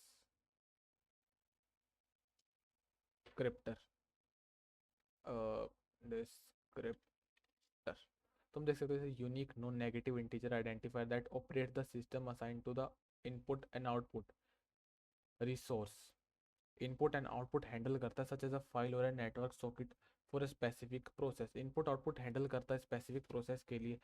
और to use memory region, memory region की यूज़ करने के लिए इसका खुद का एक फाइल बेस्ड सिस्टम है जो यूज़ करता है फाइल डिस्क्रिप्टर, एंड देन ये एक दूसरे के साथ मेमोरी शेयर कर पाते हैं टेम्परेली। फिर आता है हमारे पास reference counted, as long as someone is using the memory, ठीक है, it stays alive. Once everyone is done the memory is automatically free. Let's say कि यू आर प्लेइंग BGMI, ठीक है, वो मेमोरी इंटेंसिव गेम है, memory और processor intensive game है, ठीक है, बहुत है। अब जब तक तुम उसको यूज़ कर रहे हो, गेम प्ले कर रहे हो, ठीक है, तब तक सिस्टम की मेमोरी, जैसे तुम गेम क्लोज कर दोगे, जब तुम गेम खेलना बंद कर दोगे, यानी एप्लीकेशन यूज़ होनी बंद होगी, तो जो हमारा मेमोरी जो यूज़ हो रही थी उस टाइम पर वो फ्री हो जाएगी और वो दूसरे टास्क के लिए चली जाएगी। This is highly efficient system especially useful in environment with limited RAMs like smartphone जिनमें कम रैम्स है, ठीक है, जैसे कि 2 GB, 1.5 GB, 3 GB, उन सिस्टम्स के लिए बहुत एफिशिएंट है, उन स्मार्टफोन्स के लिए। अब जो हमारा एसमीम है वो करता क्या है? Is use in some of the most critical core components of Android, यानी ये क्रिटिकल कोर कंपोनेंट है हमारे एंड्रॉयड लिनक्स कर्नल का। पहला आता है इसमें सरफेस फिंगर। इसमें भी एक कंपोनेंट्स यूज़ होते हैं, जैसे कि manage what appears on the screen, जैसे तुम स्क्रीन पे कुछ भी देख रहे हो वो इसकी वजह से ही मैनेज होता है। इसके अंदर का जो कंपोनेंट है सरफेस मैनेजर वो इसी की वजह से मैनेज हो रहा है। सेकंड आता है audio finger flinger, handle sound processing, यानी तुमने एक म्यूजिक प्ले किया, जो तुम्हें आवाज़ सुनाई दे रही है वो इस ऑडियो फ्लिंगर की वजह से ही सुनाई दे रही है। फिर आता है हमारे पास system server, run central background services, run central background service, यानी जो सिस्टम में बैकएंड में जो सर्विसेज बहुत इंपॉर्टेंट है ये उनको रन करवाता है। फिर डेलविक VM, Android original virtual machine, जो डेलविक वर्चुअल मशीन है वो एंड्रॉयड का असल वर्चुअलाइजेशन पैकेज है। ये मैं तुम्हें उसमें समझाऊंगा जो दूसरी PDF में है। अगर नहीं भी किया कोई दिक्कत की बात नहीं, आने वाली क्लासेस में तुम्हें ईजिली एक्सप्लेन करा दूंगा मैं इसको। फिर आता है हमारे पास all this components need fast and efficient memory with minimal delay, यानी कि जो तुम एक्शंस परफॉर्म कर रहे हो उसके लिए बहुत मिनिमल सेकंड्स का यूज़ होना चाहिए, यानी 1.001, इसमें बहुत मिनिमल सेकंड्स, कुछ चंद सेकंड्स में 0.001 मतलब कुछ एक सेकंड में वो एक्शन परफॉर्म हो जाए। इस act as a like a shared whiteboard for them, मतलब कि एक वाइट बोर्ड की तरह काम करता है। फिर आता है हमारे पास one of the key feature of HMEM is that when the sub when the system runs low on memory it auto shrinks, it reclaims the memory that is not being used, freeing up space for other tasks। यानी एक ऐसा feature भी है इसमें कि जैसे कि तुम कुछ प्ले कर रहे हो, ठीक है, अब तुम उस चीज़ को चलाने के लिए बहुत मेमोरी यूज़ कर रहे हो, बट बैकएंड में जो सर्विसेज है उनको चलाने के भी मेमोरी चाहिए। अब जो बैकएंड में फालतू की सर्विसेज होगी जिनका कोई यूज़ नहीं है उसको ऑटो श्रिंक करके यानी उनको बंद करके मेमोरी को फ्री अप करेगा, देन उनको अदर टास्क में भेजेगा जो इनिशियल है सिस्टम के लिए। फिर आता है हमारे पास for android developers. Android developers के writing direct C code can be a tricky. जब हम डायरेक्ट सी कोड लिखेंगे यानी जो सी लैंग्वेज अगर उसका कोड लिखेंगे तो ट्रिकी हो जाएगा, कॉम्प्लेक्स है हमारे लिए। But so the Android framework provides, हम एंड्रॉयड फ्रेमवर्क को भी आगे अच्छे से पढ़ेंगे। जो एंड्रॉयड फ्रेमवर्क है पूरा, ठीक है, provides the memory file class. अब उसकी खुद की एक मेमोरी फाइल क्लास है, मेमोरीज। अगर आपको याद हो, मैंने आपको स्टार्टिंग में कहा था कि जावा एंड कोडलिन का बेसिक्स पढ़ा, तो उसमें क्लासेस बहुत ज़्यादा हैं। तो उसके लिए मेमोरी फाइल एक क्लास होती है उस चीज़ के लिए, मेमोरी के लिए। This class is wrapper around ashmem. जो एश मैम हमारा जो पैकेज है सिस्टम का, लिनक्स कर्नल के साथ जो एंगेज्ड है, उसका जो है ये मेमोरी फाइल क्लास, वो एक टाइप का रैपर है जो एश मैम के अराउंड है, allowing you to share use shared memory easily in Java code without needing to write a native code. Native code भी पढ़ेंगे, जैसे कि तुमने लिखा जावा का कोड, फिर तुम यहाँ लिखा सी कोड। अब इन दोनों को इंटरेक्ट कराने के लिए तुम इजीली इंटरेक्ट कर सकते हो, या तुम ऐसा कुछ कोड भी नहीं लिख रहे, बट तुम with Java code you can easily shared memory, ठीक है। फिर if you want to share ashmem memory securely with another process, यानी सिक्योर वे में मेमोरी को शेयर करना है, वी यूज़ बाइंडर। यानी कम्युनिकेशन के लिए हम यूज़ करते हैं binder. Binder just doesn't send data, वो सिर्फ डाटा सेंड नहीं करता, it also perform permissions check. यानी वो परमिशन चेक भी परफॉर्म करता है सिस्टम के लिए। If you this means you can give memory access rights only to the specific process ensuring secure communication. अगर कोई चीज़ एक्सेस मांग रही है मेमोरी का, ठीक है, तो उसको प्रॉपरली चेक करता है। अगर वो इनिशियल है, स्पेसिफिक प्रोसेस के लिए है, तो उसको सिक्योर कनेक्शन कम्युनिकेशन प्रोवाइड करेगा सिक्योर वे में। फिर आता है हमारे पास लॉगर। लॉगर से समझ गए होगे, कर्नल्स डायरी है, कर्नल की डायरी कह सकते हैं, यानी हर एक लॉग मेंटेन करता है फ़ोन का। अगर डिजिटल फोरेंसिक की बात करें जिसमें मोबाइल फोरेंसिक आती है, तो ये लॉग्स चेक किए जाते हैं कर्नल के। अब ever heard of Android famous logcat? It's built on the top of this logger system. Ever heard of Android famous logcat? ठीक है, तो ये एक टॉप सिस्टम है जो लॉगर के ऊपर होता है। अब एवरी स्मॉल और big event in the system, जैसे कि सिस्टम क्रैश हो जाना, messages, debug logs get written into this diary for hackers और developers. This is a gold mine of information. Developers की बात करूँ तो उनके लिए बहुत इंफॉर्मेशनल होती है चीज़, गोल्ड माइन है उनके लिए। और फोरेंसिक की बात करूँ तो उसमें भी बहुत इंपॉर्टेंट है, क्योंकि जो लोग चेक किए जाते हैं वो सारे इसमें मेंटेन किए जाते हैं। हर एक चीज़ लोग, तुमने क्या विजिट किया, तुमने क्या सिस्टम पर परफॉर्म किया, एवरीथिंग, ईच एंड एवरीथिंग, क्या तुमने ऐप एक्सेस किया, उस ऐप की क्या डिटेल्स है, everything is been captured and noted in this kernel diary. अब बात करते हैं आगे ओ ओ एम, यानी out of memory. RAM console भी है यहाँ पर, ठीक है, इसके बारे में बात करेंगे जब इसकी इसका टॉपिक आएगा। बट अब बात करते हैं ओ ओ एम, यानी out of memory. When memory gets low, यानी जब मेमोरी बहुत ज़्यादा यूज होती है, लेट्स से कि 3 GB की मेमोरी है, अब इसमें से तुम यूज़ कर रहे हो 2.4 या 2.7 के समथिंग अराउंड तुम GB यूज़ कर रहे हो। अब बची हुई कुछ चीज़ें वो आउट ऑफ मेमोरी में कंसिडर किया, तो killer decides which application to shut down. ये अपने आप डिसाइड कर लेगा कि कौन से एप्लीकेशन को बंद करना है, कौन से को नहीं करना बंद, ठीक है।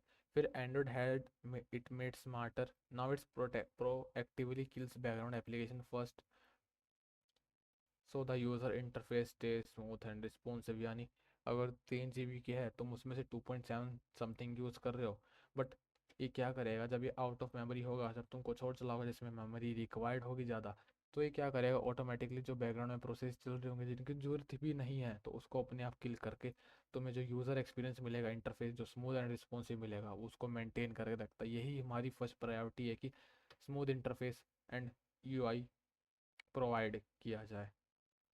फिर आता है हमारे पास वीक लॉक्स, जो मैंने स्टार्टिंग में तुम्हें बताया था वीक लॉक्स होते क्या है, ठीक है। Ever notice your phone doesn't go to sleep mode even when it को शुड, यानी जब तुम साइड से फ़ोन को बंद करते हो, तुमने साइड से दबा दिया, वो कभी भी बंद नहीं होता। अब बंद क्यों नहीं होता? लेट्स टेक एग्जांपल कि अलार्म तुम्हारा सुबह बजता ही होगा, 5 बजे, 6 बजे, 8 बजे या 7 बजे तुम्हारा अलार्म बजता है। वो कैसे बजता है? यही एक रीज़न है कि प्रोसेसेस बैकग्राउंड में चलती रहती है हमेशा, प्रोसेसर हमारा कभी बंद नहीं होता एंड्रॉयड का। ठीक है, कंप्यूटर का चाहे तुम एक बारी के लिए बंद कर दो शट डाउन हो जाएगा, बट एंड्रॉयड का कभी नहीं हो सकता, वो हमेशा एक्टिव रहता है। बट पावर ऑटोमाइजेशन की बात करें तो उसमें ये फ़ायदेमंद है, पावर ऑटोमाइज की जा चुकी है, इसकी पावर कंजप्शन इसका बहुत लो है। इट टेल्स द सिस्टम है डिवाइस डोंट स्लीप येट, अभी भी हमारे पास बहुत काम है। जैसे कि तुमने अलार्म लगा दिया 7 o'clock का, तो उसको याद रखेगा भाई 7 o'clock या AM या PM पे मुझे बजना है, यानी बजना है, तो वो याद रखेगा, तो उसके लिए चलता रहेगा ये। when an application is doing something important like downloading file और playing music, जैसे कि तुमने फ़ोन बंद करके म्यूज़िक चला दिया, म्यूज़िक चल रहे हैं तुम्हारे, तो कैसे चल रहे हैं, तो वे क्लॉक की वजह से चल रहे हैं, तो हमारा फ़ोन कभी बंद नहीं होता, बैकग्राउंड में प्रोसेस चलती ही रहती है हमेशा के लिए। बट पावर ऑटोमाइजेशन की वजह से बैटरी कंजप्शन कम होता है। But way clock is not released properly, but what if way clock is not released properly, the phone stage awake and ऐसे द बैटरी ड्रेन्स वीकली। अभी देखो वही पॉइंट आ गया यहाँ पर कि जब वे क्लॉक है अगर वो प्रॉपरली मेंटेन ना किया तो क्या होगा, हमारी बैटरी कंजप्शन बहुत ज़्यादा बढ़ जाएगी। बैटरी अभी तुमने 1 घंटे पहले चार्ज किया 100%, अब वो बैटरी ड्रेन होकर हो चुकी है 50%, तो वो नहीं चाहिए, वो यूज़र का एक्सपीरियंस बहुत बेकार करता है, तो इसलिए वे क्लॉक को प्रॉपरली मेंटेन किया गया है। फिर हमारे पास आता है PMM पैरोनेट networking, YAFFS two GPIO etcetera and बहुत सारे सेवरल पैकेजेस हैं, मैंने कॉमन वाले तुम्हें बताए हैं यहाँ पर। अब बात करते हैं GPIO की, general purpose input output. Input output से नाम से पता चल गया क्या काम है इसका। Android and Linux based embedded system use GPIO general purpose input output pins to interact directly with the hardware, directly Linux kernel से इंटरेक्ट करता है।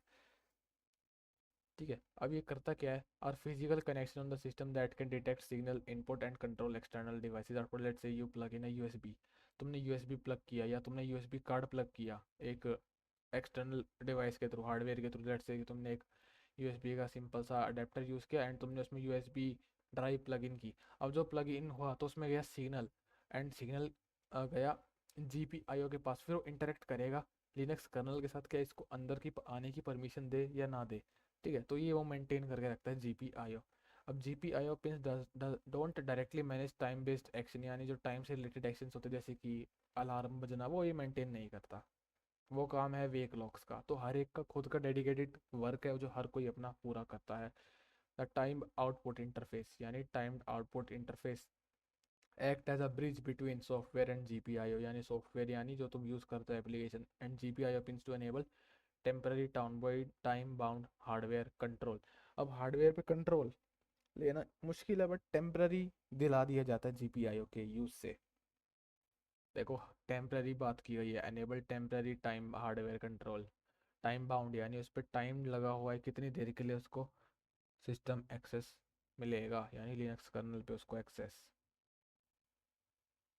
ठीक है, अब रियल यूज़ केस की बात करें, जैसे कि torch, flash, LED light, blink LED for a few second. वह LED हमने चसाई बंद करी, ऑन करी, ऑफ करी, ऑन ऑफ करी। ठीक है, तो वो उसका एक एग्जांपल है कि वो तुम उसको ऑन ऑफ कर रहे हो टेम्परेरी, तुम उसको सिस्टम से लिनक्स कर्नल से इंटरेक्ट करा रहे हो टेम्परेरी, तो अलाउ कर देगा ये। ठीक है, जैसे कि बजर, बीपर, वाइब्रेशन, जो हमारे फ़ोन के अंदर मोटर होती है वो टेम्परेली वाइब्रेट होना कुछ रीज़न से, जैसे कि हमने अलर्ट पे डाल रखा है, emit sound for alert notification temporarily, यानी तुम टेम्परेली सिस्टम से इंटरेक्ट कर रहे हो किसी भी सिचुएशन में, जो GPIO के कंट्रोल के थ्रू होता है।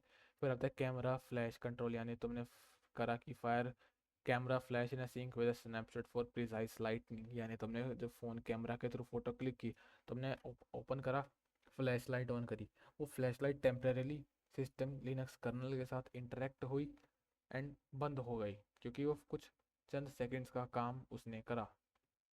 So that's how GPIO works, and there are several more libraries, बहुत ज़्यादा libraries, if you can do at your own then go through it, otherwise मैंने इतना बता दिया लिनक्स के, तुम इतना ही बहुत है।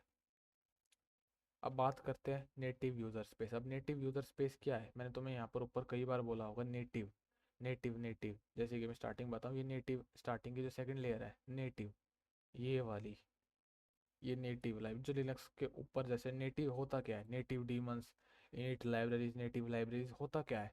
ठीक है, अब वो पढ़ते हैं। अब नेटिव यूजर स्पेस होता क्या है, अब ये जस्ट अबव है लिनक्स के कर्नल के ऊपर। यानी हमने फर्स्ट लेयर के बारे में पढ़ लिया, अब सेकंड लेयर की बात करते हैं जो लिनक्स के जस्ट कर्नल के जस्ट ऊपर है। अब ये क्या है, एक नेटिव यूजर स्पेस है, एंड्रॉयड का इंजन कह सकते हो तुम इसे, एंड्रॉयड का इंजन रूम कह सकते हो, जो हमारा नेटिव है, नेटिव यूजर स्पेस हमारा एंड्रॉयड का इंजन रूम है। अब इसके अंदर बहुत सारे आते हैं चीज़, जैसे इनिट आता है, फिर आता है हमारे पास नेटिव डीमंस यानी लाइब्रेरीज कह सकते हो बहुत सारी, फिर आता है हमारे पास लाइब्रेरीज बायोनिक, ओपन जीएल। तुमने अगर डेवलपर मोड में कभी देखा हो, तुमने देखा होगा ओपन जीएल होता है वहाँ पर मेंशन, तुमने कभी देखा होगा इसको। ठीक है, अभी जो तीन कंपोनेंट मैंने तुम्हें बताया, libraries, native daemons and one more init, अब ये होते क्या है। अब these three components are responsible for running Android, managing the system and working efficiently with the hardware. अब ये रिस्पॉन्सिबल है कि जो तुम एंड्रॉयड में चला रहे हो, मैनेज करती है सिस्टम को एंड प्रॉपरली वर्क कराती है एफिशिएंटली विद द हार्डवेयर, या हार्डवेयर के साथ प्रॉपरली वर्क कराती है सभी एप्लीकेशन सिस्टम्स को। ठीक है, मतलब कि पूरा मैनेज करती है सिस्टम को, पूरा मैनेज करती है, जैसे कि बाइंडर आईपीसी न्यूरल नेटवर्क है, उसको मैनेज करने के लिए भी तो कुछ चाहिए ना, तो उसको मैनेज करने के लिए लाइब्रेरीज है यहाँ पर। ये तीनों कंपोनेंट्स हैं हमारे पास, and native daemons and libraries. अब नेटिव यूजर स्पेस होता क्या है। यूजर स्पेस की बात करते हैं, refers to the part of operating system, जो है हमें यूजर का होता है, ऑपरेटिंग सिस्टम का एक पार्ट है, where user application and related code execute, यानी जो यूजर एप्लीकेशन चलाता है एंड उससे रिलेटेड कोड एग्जीक्यूट होते हैं। अब ये कर्नल स्पेस से अलग चीज़ है, यानी जैसे कि हमारा लिनक्स का कर्नल है, अब तुमने कोई एप्लीकेशन रन की, अब वो एक अपने यूजर स्पेस में चलेगी, यानी वो लिनक्स कर्नल के स्पेस से अलग जगह पे रन होगी। Which handle system level operation and core OS functions, यानी सिस्टम लेवल ऑपरेशंस हैंडल होते हैं यूजर स्पेस में भी, and OS function, core OS function भी अगर पॉसिबल हुआ तो वो भी हैंडल होते हैं। क्योंकि जो हमारा कर्नल स्पेस है उसमें सिस्टम लेवल ऑपरेशंस परफॉर्म किए जाते हैं, यानी वो पूरे सिस्टम को कंट्रोल करता है ये वाला हिस्सा, एंड इस पे ओएस के कोर फंक्शंस है, तो इससे अलग हमारा होता है यूज़र स्पेस, जिसमें यूज़र कुछ ना कुछ करता रहता है, यानी एप्लीकेशंस रन करे, इंस्टॉल करे, एक्सेट्रा एक्सेट्रा। और significant portion of Android runs native code that operates with in user space. अब नेटिव कोड क्या होता है, मैंने तुम्हें यूज़र स्पेस तो समझा दिया कि वो एक लिनक्स कर्नल से हटके एक अलग स्पेस में है, बट जब नेटिव कोड क्या होता है। अब native code refers to the code written in C और C plus plus that interacts directly with the system resources. जब एक सी और सी प्लस प्लस लैंग्वेज में लिखा हुआ गया एक कोड है जो सिस्टम से डायरेक्टली इंटरेक्ट कराता है। अब तुमने कही होगी जो एप्लीकेशंस होते हैं वो तो जावा पे बने होते हैं, अब सिस्टम पे कोड लिखा जा रहा है सी और सी प्लस प्लस से, तो इंटरेक्ट कैसे होता है। सो इसका आंसर है सिंपल सा GNI। अभी हम इसके बारे में पढ़ते हैं। अभी बात करते हैं नेटिव कोड में, अभी होता क्या, it is use for low level task such as audio and video processing, file storage and access. अब तुम्हें पता होगा सी और सी प्लस प्लस एक लो लेवल लैंग्वेज है। अब लो लेवल लैंग्वेज से हमने लो लेवल टास्क परफॉर्म कराए हैं, जैसे कि ऑडियो एंड वीडियो प्रोसेस कराए जो हम चलाते हैं, file storage and access, database operations and performs intensive computations, यानी अगर कोई भी कंप्यूटेशन है लो लेवल पर तो वो भी परफॉर्म करा देगा ईजीली लो लेवल टास्क में। अब नेटिव लेयर की बात करते हैं, in Android user space is broadly divided into two main part. जो नेटिव लेयर है नेटिव कोड में या नेटिव यूजर स्पेस में, वो दो चीज़ पे बना है, एक libraries and core system services, libraries and core system services. जैसे कि बात करते हैं अब इसके बारे में, जैसे कि much of Android low level functionality used by high level Java class. अब जो लो लेवल फंक्शनलिटी है used by high level Java class, ये जो लो लेवल प्रोसेस है एक सी और सी प्लस में लिखा गया है। अब जो एंड्रॉयड एप्लीकेशंस हैं या लिनक्स कर्नल जावा पे बेस्ड है, ठीक है, जावा यूज़ की गई है उस चीज़ों में, हाई लेवल जावा यूज़ की, जो implement a shared native libraries return in C C plus plus and accessed in via JNI, यानी कि जो सी और सी प्लस प्लस का कोड है एंड जो जावा का कोड है, अगर वो एक दूसरे के साथ डेटा शेयर करना चाहते हैं, एक दूसरे के साथ डेटा शेयर करना चाहते हैं, वो कैसे होगा। अब उसके लिए यहाँ पर यूज़ होता है JNI, यानी जावा नेटिव इंटरफेस, बनाया गया है एक मैकेनिज़्म जिसके थ्रू एक्सेस कर पाते हैं। अब यहाँ पर बात करिए लाइब्रेरीज़ है, लाइब्रेरीज़ की बात मैं कर रहा हूँ, जिसमें सी प्लस प्लस की खुद की लाइब्रेरीज़ हैं, जावा की खुद की लाइब्रेरीज़ है। अब वो एक दूसरे से कंटेक्ट कैसे कर पाएंगे, एक दूसरे को शेयर कैसे कर पाएंगे, एक्सेस कैसे कर पाएंगे, तो इसके लिए JNI मैकेनिज़्म बनाया गया है यहाँ पर। अब मैनी एंड्रॉइड नेटिव लाइब्रेरीज की मैं बात कर रहा हूँ, are ported from proper popular open source Unix libraries, यानी जो हमारा लिनक्स है, जो एक्चुअल ओरिजिनल लिनक्स है, उससे कुछ लाइब्रेरीज पोर्ट कराई गई है हमारे लिनक्स कर्नल में। ठीक है, अब पहली आती है इसमें vendor specific and system libraries. अब वेंडर स्पेसिफिक यानी स्टोर्ड इन वेंडर लिब, यानी एक वेंडर यहाँ पर एक क्या है, एक पाथ है और उसके अंदर एक लिब नाम का फोल्डर है। लिब यानी लाइब्रेरी, या कह सकते हो सिस्टम वेंडर लिब ऐसे। अब ये क्या है, unique to specific hardware camera fingerprint motion sensors, यानी लो लेवल टास्क कराने के लिए, जैसे कि तुमने कोई मीडिया म्यूजिक सुनना हो या तुमने कैमरा ओपन किया होगा, फिंगरप्रिंट या मोशन सेंसर्स। फिंगरप्रिंट जो हमारे फ़ोन पे होता है तो एक टाइम के लिए एक्सेस करना पड़ता है, तो सिस्टम के अंदर लाइब्रेरीज होती हैं उन एक्शंस को परफॉर्म कराने के लिए। अब सिस्टम लाइब्रेरीज होती है universal libraries stored in system and slash lib, एक खुद का एक अलग फोल्डर है। यूज्ड अक्रॉस ऑल डिवाइसेस, यानी पूरा जो हमारा लिनक्स कर्नल है इसको यूज़ करता है, क्योंकि इंटेंसिव टास्क, सेवरल टास्क यानी सेवरल एक्शंस भी परफॉर्म कराने पड़ते हैं, तो हमारा यूज़ होता है लिनक्स सिस्टम की लाइब्रेरी। सिस्टम की खुद की अलग लाइब्रेरीज हैं, वेंड और जो एप्लीकेशन को रन कराने के लिए उनकी खुद की अलग लाइब्रेरीज हैं। अब कॉमन लाइब्रेरीज की बात करूँ, पहली आती है हमारे पास लिब एक्सिफ, यानी reads image exif image meta data. Suppose you click a photo, तुमने फोटो क्लिक की, ठीक है, अब तुम उसको एडिट करने जाओगे, तुम उसको एडिट कर सकते हो, उसका मेटा डेटा रीड कर सकते हो, यानी किस टाइम पर फोटो क्लिक की, कौन सी लोकेशन पे क्लिक की, या क्या टाइम था, तुम उसको एडिट कर सकते हो इस लाइब्रेरी की। तो ये लाइब्रेरी के थ्रू ये एक्शंस कंट्रोल होते हैं। ठीक है, फिर आता है हमारे पास लिब एक्सपैट, यानी purchase XML use in configure, जो सिस्टम की फाइल्स होती है, सिस्टम कॉन्फ़िग होती है, सिस्टम के जो मेन फाइल्स होते हैं उसमें ये लाइब्रेरी यूज़ की जाती है। फिर आता है हमारे पास लोड लिब ऑडियो एलएसए, लिब ऑडियो अल्से, यानी interface with hardware, audio hardware, जो हमारे फ़ोन के अंदर स्पीकर लगे होते हैं वो आलसा के थ्रू एक्सेस किए जाते हैं। यानी जब तुम म्यूज़िक प्ले करते हो तो इस लाइब्रेरी के थ्रू वो मेंटेन किया जाता है कंट्रोल के लिए। ब्लूटूथ यानी हैंडल्स ब्लूटूथ पेयरिंग कम्युनिकेशन, यानी जो तुम देखते हो ब्लूटूथ पेयर करते हो, ब्लूटूथ सर्च करते हो, स्कैन करते हो ब्लूटूथ नेटवर्क के लिए, तो वो ये इस लाइब्रेरी के थ्रू हैंडल किया जाता है। फिर आता है हमारे पास लिब डी बस, यानी अनेबल्स इंटर प्रोसेस कम्युनिकेशन, यानी बाइंडर की मैं बात कर रहा हूँ, binder IPC, inter process communication इस लाइब्रेरी के थ्रू कंट्रोल किया जाता है। आई होप कि तुम इतना समझ गए होगे। अब इसमें ना एक और चीज़ आ जाती है, यानी वट बायोनिक लाइब्रेरीज, यानी ये ऐसी लाइब्रेरीज हैं जो कस्टम होती है, मतलब पर्टिकुलर चीज़ के लिए कस्टम डेवलप की गई है, मतलब जैसे कि कुछ सिस्टम के टास्क है उसी चीज़ के लिए बनाई गई है, उसके अलावा किसी चीज़ के लिए नहीं। Based on B S D L lib, not G N U lib. मैं तुम्हें दिखाता हूँ ये होता क्या है एक्चुअल में। बी एस आई डी लिब, ये तुम देख सकते हो, डिटेल्ड पैकेज ऑफ लिनक्स लिब, यानी एक सिस्टम की खुद की एक लाइब्रेरी है, यानी एक सी लाइब्रेरी है।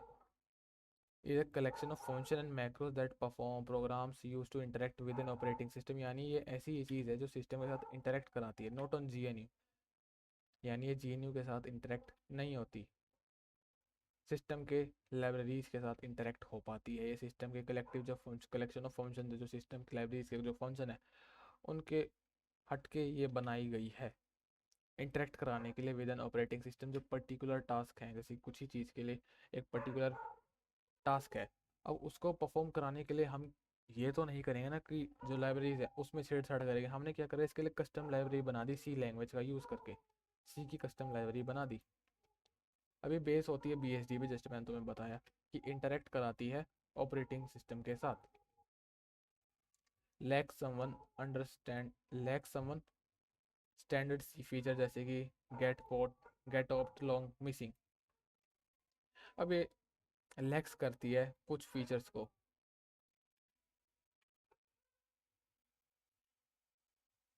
ठीक है, तो इसमें कुछ फीचर्स लैक करते हैं स्टैंडर्ड के जो सी फीचर्स है, जैसे कि गेट ऑप्ट लॉन्ग मिसिंग, ये कुछ लाइब्रेरीज के फंक्शंस हैं जो लैक करते हैं। अब बात करते हैं एंड्रॉयड की कोर सर्विसेज, यानी कि ये वाला पार्ट, कोर सिस्टम सर्विसेज की बात करते हैं। अभी तो हमने लाइब्रेरीज की बात करी कि किस टाइप की लाइब्रेरीज आती हैं, और वो किस टाइप का एक्शंस परफॉर्म करती है सिस्टम पे और उनका क्या यूज़ केस है, कॉमन लाइब्रेरीज देखी। अब बात करते हैं एंड्रॉयड की कोर सर्विसेज। ये कोर सर्विसेज क्या होती है, ठीक है। अब core services are foundational component that initialize and manage the Android operating system environment and native services. जो सिस्टम के अंदर नेटिव सर्विसेज होती है, मैंने तुम्हें नेटिव का मतलब समझाया था क्या होता है, तो वही नेटिव सर्विसेज मैनेज करते हैं एंड्रॉयड ऑपरेटिंग सिस्टम के एनवायरनमेंट को, एंड नेटिव सर्विसेज को एंड्रॉयड की कोर सर्विसेज मेंटेन करती है, या कह सकते हो मैनेज करती है फाउंडेशनल कंपोनेंट्स को, जो इनिशियलाइज करती है, ठीक है। अभी कोर सर्विसेज करती क्या है, अभी जो कोर सर्विसेज है अब ये करती क्या है, initialize the user space environment after the device boot up. यानी जैसे ही डिवाइस बूट अप होता है तो यूजर स्पेस स्टार्ट कर दिया जाता है या उसको इनिशियलाइज कर दिया जाता है यूजर स्पेस। अब यूजर स्पेस मैंने तुम्हें बताया लिनक्स कर्नल की जो कर्नल स्पेस होती है, क्योंकि जो कर्नल स्पेस है वो सिस्टम लेवल एक्शंस परफॉर्म करता है, तो उससे हट के एक यूजर स्पेस है। जब डिवाइस स्टार्ट करते हो, ऑन करते हो, बूटअप करते हो, तो तभी इनिशियलाइज कर दिया जाता है।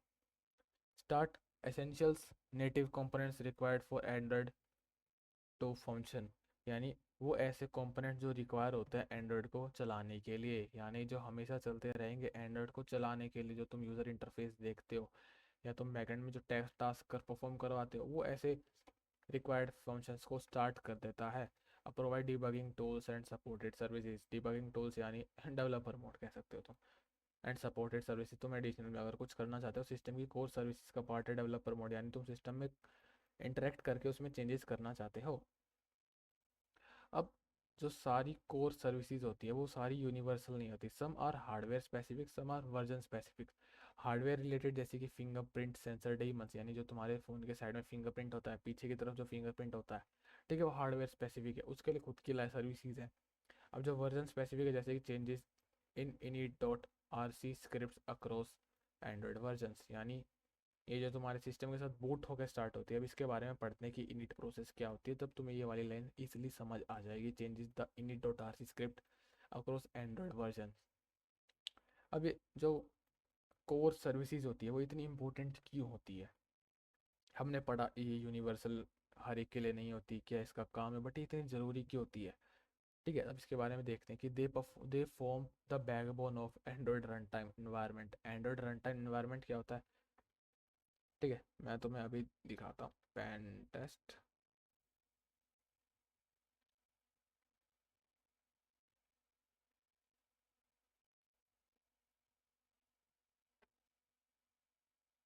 आई थिंक ये मेंशन नहीं है कोई, ठीक है। एंड्रॉयड रन टाइम इन्वायरमेंट भी पढ़ेंगे कि आने वाले क्लासेस में इसके बारे में पढ़ेंगे, यानी इसके पार्ट 2 में हम इसके बारे में पढ़ेंगे। कुछ कुछ ऐसे पार्ट वर्ड्स तुमने टर्म सुने होंगे जो मैंने एक्सप्लेन नहीं किए होंगे, जो डाउट में भी रह गए होंगे, ठीक है, तो हम नेक्स्ट पार्ट में समझेंगे, पार्ट 2 में इसके समझेंगे। अभी एक पार्ट में तो इतना कुछ एक्सप्लेन नहीं किया जा सकता एक बारी में, ठीक है। तो इसके पार्ट 2 में मैं एक्सप्लेन करूँगा कुछ कुछ, जैसे कि Java run time, Android run time, Dalvik V M.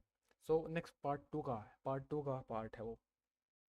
अब एक बैकबोन है एंड्रॉयड के लिए, क्योंकि कोर सर्विसेज है जो सिस्टम को चलाने के लिए सर्विसेज चाहिए, जो चालू करने के लिए सिस्टम को सर्विसेज चाहिए, वो है ये। अब without them Android wouldn't be able to boot debug and interact with hardware. अभी जो सर्विसेज हैं कोर वाली, अगर वो ही नहीं होंगे तो एंड्रॉयड ऑन कैसे होगा, जो हमारा फ़ोन चालू कैसे होगा, अगर हम कुछ एक्शंस परफॉर्म करेंगे होगा कैसे, इंटरेक्ट ही नहीं कर पाएंगे हार्डवेयर के साथ, तो ये कोर सर्विसेज बहुत ज़रूरी है। अब understanding these services is crucial for Android system developer and security research. अभी पता होना हर एक के लिए मैंडेटरी है, चाहे वो डेवलपर हो या सिक्योरिटी रिसर्चर हो हमारी तरह, समझ गए। अब ये इनिट प्रोसेस क्या होती है, यानी जो ये वाली लाइन है ये क्या है, इसका मतलब क्या है, changes in init dot R C script. अब इसके बारे में पढ़ते हैं, ये होता क्या है। In Android Linux based system, Android हमारा Linux based system as you know, the first user space process is start by the Linux kernel during the boot in the init process. जो यूजर स्पेस है जो अभी बात करी कि initialise कर दिया जाता है बोटअप पे। अब बोटअप पे कैसे इनिशियलाइज किया जाता है, वो इनिट प्रोसेस के थ्रू किया जाता है। इनिट यानी ये वाली नेटिव लाइब्रेरी जो लिनक्स कर्नल के जस्ट ऊपर है, ठीक है। ये स्टार्टिंग में जो हमारा यूज़र स्पेस है कर्नल स्पेस से अलग, जो स्पेस है यूज़र, वो अलग डिफाइन, अलग बूट अप, वो जो स्टार्टिंग में बूट हो जाता है जैसे हम फ़ोन को स्टार्ट करते हैं साथ में उससे पहले बूट हो जाता है। ये जो यूज़र स्पेस है हमारा, फ़ोन बूट होने से पहले ये इनिशियलाइज कर दिया जाता है। फिर आता है हमारे पास just like the standard Linux system, it initialize the user space environment and it executes a series of commands to set up an operating system like mounting file system, launching services and configuring environment variables. यानी जो हमारा standard Linux system है, जैसे कि तुम काली Linux की बात कर लो, ठीक है, उसमें बहुत यूज़र स्पेस एनवायरनमेंट इनिशियलाइज कर दिया, जैसे कि कमांड लाइन इंटरफेस है, उसके थ्रू तुम कमांड एग्जीक्यूट करा सकते हो। ऑपरेटिंग सिस्टम उसके थ्रू तुम क्या कर सकते हो, फाइल मैनेज कर सकते हो, फाइल माउंट करा सकते हो, सिस्टम की सर्विसेज को लॉन्च कर सकते हो वहाँ से, एनवायरनमेंट वेरिएबल को कन्फिगर कर सकते हो, so many more you can do. But there is a major difference, unlike traditional Linux system which rely on etc/init.d shell scripts. यानी जो स्क्रिप्ट्स होती है वो रिलाई होती हैं इस पर, जो लिनक्स की होती है, जो ट्रेडिशनल है। But Android usage a custom built init binary. यानी जो एंड्रॉयड है, मैं तो बताया हर एक प्रोसेस के लिए लाइब्रेरी है, बट कुछ चीज़ों के लिए कस्टम नेटिव कोड लिखा गया है, कस्टम कोड लिखा गया है उनके लिए। अब it ensure that all essential services, daemons and environment settings are properly loaded based on the service device and hardware. यानी जो इंश्योर करता है कि जो भी इन एसेंशियल सर्विसेज है, डेमन्स, ठीक है, वही लाइब्रेरीज की मैं बात कर रहा हूँ यहाँ पर, ठीक है। जो एनवायरनमेंट सेटिंग्स है, स्टार्टिंग जो बूट अप होती है, ठीक है, वो प्रॉपरली लोड हो जाए based on the device and hardware. जो हार्डवेयर है हमारा उसके बेस पे वो लोड हो जाए। अब ये ऐसी कुछ दिखती है वो स्क्रिप्ट, अगर मैं तुम्हें दिखाऊँ, ये ऐसी कुछ दिखती है वो स्क्रिप्ट। सर्विस डी बस ये आना ज़रूरी नहीं है। अभी क्या है, the following is a snippet of the content of slash init.rc on the HTC 1.5। ये भी कह दो, ये उस सिस्टम का ये कोड है, init.rc का कोड है। अभी बेसिकली होता क्या है, init.rc script define how the Android system is initialised after boot. They specify which service and Demons should start. यानी स्पेसिफाई करता है कि स्टार्टिंग जब फ़ोन बूट होता है, यानी स्टार्ट करते हैं, तो कौन सी services, core services, library start होनी चाहिए फ़ोन के साथ, ठीक है। Which user group they should run. यानी जो यूज़र ग्रुप है, जैसे कि फ़ोन का मैंने खुद का यूज़र बना रखा है, बाय डिफ़ॉल्ट एक डिफ़ॉल्ट यूज़र होता है, बट तुम अलग से यूज़र बनाते हो, उसको यूज़ करते हो, वो अलग चीज़ है, बट बाय डिफ़ॉल्ट में तुम चेंजेस नहीं कर सकते, ठीक है। उसको लोड कराते हैं बाय डिफ़ॉल्ट वाले को। Set system wide properties via property service. System की जो wide properties, system wide properties हैं, उसको सेट कर दिया जाता है प्रॉपर्टी सर्विस के through. And register action that trigger on specific events. यानी जो तुम एक्शन परफॉर्म करना चाहते हो उसके रिगार्डिंग ये रजिस्टर कर देते हो उन एक्शंस को, ये जो परफॉर्म होने वाले हैं। लाइक प्रॉपर्टी चेंजेस और फाइल सिस्टम माउंट। यानी तुम फाइल माउंट कर रहे हो, या तुम किसी चीज़ की प्रॉपर्टी चेंज कर रहे हो, फाइल की प्रॉपर्टी चेंज कर रहे हो, ठीक है, तो उसके बिहाफ के एक्शन को ये रजिस्टर कर देता है। This script this scripting system ensure Android boot securely and functions expert. इसका मेन काम है, यही सिंपल सा मेन काम है कि जो एंड्रॉइड बूट होता है सिक्योर यूज़र स्पेस में बूट होए, नथिंग एल्स।